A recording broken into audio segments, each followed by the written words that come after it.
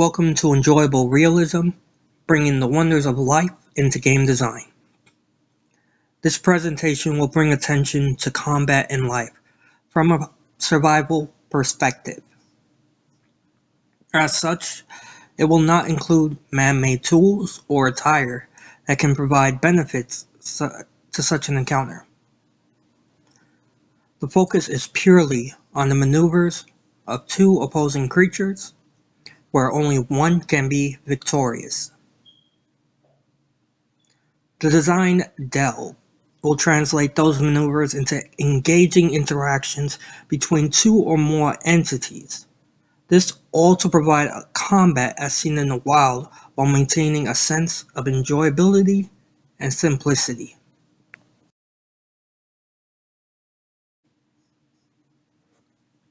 In the wild, physical altercations can solve a variety of problems. This can include the hunting of prey, protecting of territory or dependents, or in the acquisition of mates. Violence also occurs when communication fails, which occurs often when methods of communication are limited or non-existent within larger populations. Gifted with natural tools, creatures in the wild have specialized bodies for their own way of life. Claws, hooves, horns, and stingers are used in methods of striking the opposition, quick and directed aggression over a small period of time. Fangs, an elongated body, hands, and pincers are used in methods of gripping the opposition, getting control of those caught, and allowing for a fatal finish. In the wild, any altercation can be the last. Creatures will often lessen the force applied to them from a strike by using a tougher part of their body as a shield to block. In the case of being grabbed, they struggle and squirm, remaining mobile to break out of the grip or to evade. Those involved in combat will often separate and reevaluate the situation, attempting to gain an upper hand on the other. This moment of insight also allows them to recover some stamina and assess their health. This occurs only when they all are willing and able to continue. Such beings exist that play dead or remain very still, forfeiting their life to the other. With this summary in mind, I will establish a starting point for combat design that will be developed further.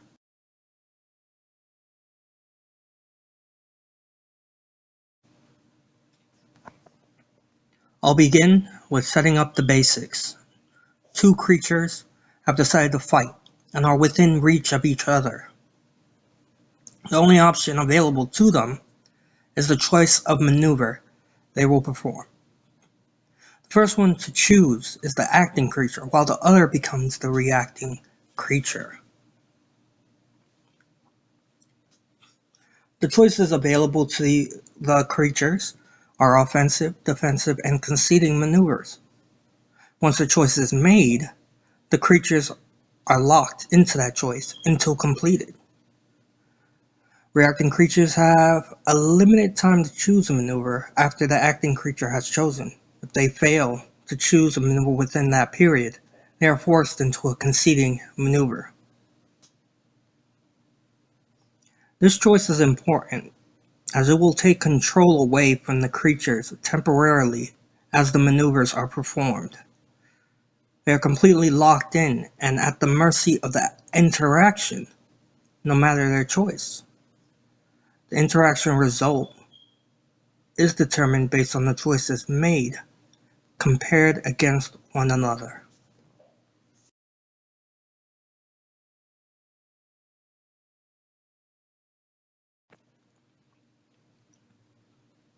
Comparison is broken down into two tiers. First tier is a comparison of offensive, defensive, and conceding maneuvers chosen. These interactions can result in hesitation, disengagement, engagement, or obliteration based on the comparison result. Hesitation is the result of two creatures choosing a conceding maneuver. That interaction ends with nothing happening. Disengagement is the result of two creatures choosing a defensive maneuver. This can also include one that chose a defensive maneuver while the other chose a conceding maneuver. The interaction will end combat with no further changes to the other participant. Obliteration is the result of one creature choosing an offensive maneuver while the other chose a conceding maneuver. The interaction will end combat with the conceding creature penalized greatly. Engagement is the result of two offensive maneuvers or one offensive maneuver and one defensive maneuver. The interaction does not end at this point, allowing for a Tier 2 comparison to take place.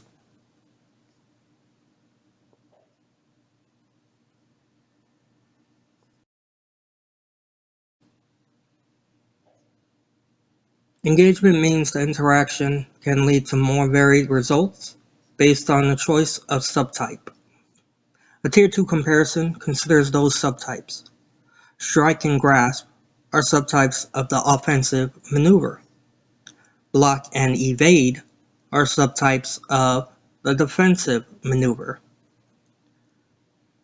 Three new results can occur based on the new interaction comparison. Those are dominance, submission, and clash. Dominance will result in the end of the interaction, with the creature that chose block or evade maneuver being penalized. Submission result will also end the interaction, with none of the creatures involved being penalized. Clash result will end interaction with both creatures being penalized.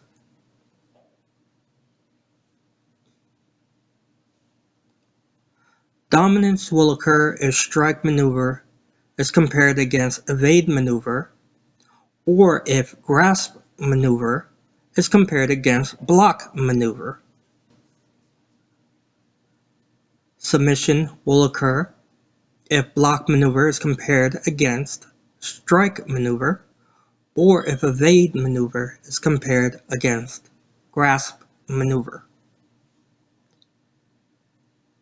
A clash occurs if both creatures chose a strike maneuver, or if one chose a strike maneuver and the other chose a grasp maneuver. The creature that chose the grasp maneuver will manipulate the body of the other creature, while the creature that chose the strike maneuver will apply a strike against the grasping creature. If both creatures chose a grasp maneuver, a clash occurs as well.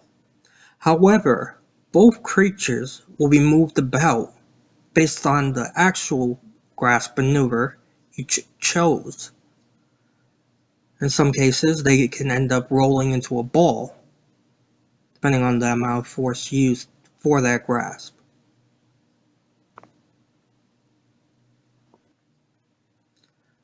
This combat design allows for more activity between those involved in the fight by making every choice a crucial one.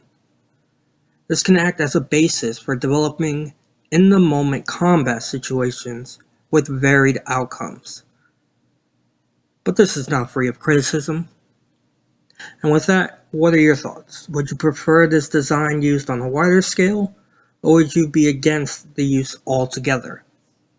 Leave your thoughts in the comments, and thank you for your time.